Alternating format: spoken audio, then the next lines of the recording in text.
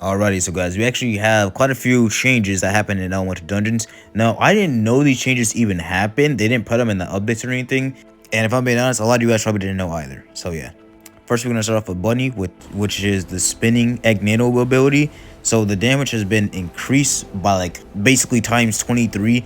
It used to do like no damage, but now it's actually doing some pretty significant damage. Now I'm not even max mastery with this, but you can see we're doing 23,000 damage. But the best part is the egg nano. Look how much DPS we're doing right now. It basically has no cooldown, and what they did with this ability is make it so 2 puddles fall on the ground. So you're just doing so much DPS. It's actually insane. Look at this, y'all. This makes no sense. Mind you, this isn't even max mastery. Can you imagine if we had a corrupted bunny in this game? That would be insane. Now onto the next element, we have lava. Lava actually got like 2 changes. So just the first thing they changed was the lava strike, just does a little bit more damage, I don't think anyone's going to use lava though. It's just still probably the worst legendary element. And then they also changed the lava minion. So pretty much they just made it so they just move faster. That's about it. The lava minions, the only problem with the lava minions is that like it's not their speed that's the issue. It's just that they don't really survive anything. So if they make the lava minions, actually survive some stuff, lava actually might be viable. But yeah, until then, lava's still going to be pretty bad in my opinion.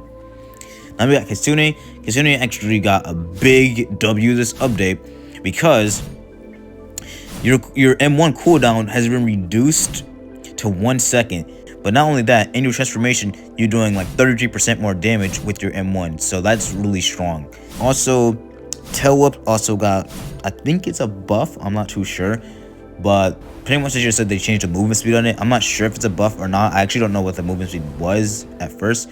But they also buffed the Tail Whip cooldown to 9 seconds, or I think it's 8 seconds, and the Fox Shock's cooldown to 8 seconds. It might have been 8 seconds or 9, but I just know it's toned down a bit. Now we have Krampus. This is probably the most OP element now. Like, look at this, y'all. You guys will see for yourself. So you guys can see from the Frost Nova ability, look at the duration on it. It's not ending, and by the time it ends, you have it back.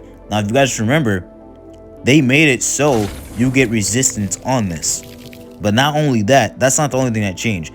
Candy Cane Spin has its duration increased longer too. So by the time this one ends, you get it back, and you have movement speed, and the damage is increased on it. So yo, if y'all pair these two together, y'all literally will have endless AoE, insane damage, a good M1, endless movement speed, endless damage resistance, and on top of that, the Angel Sanctuary damage buff. So yeah, this will be good in Angel Sanctuary.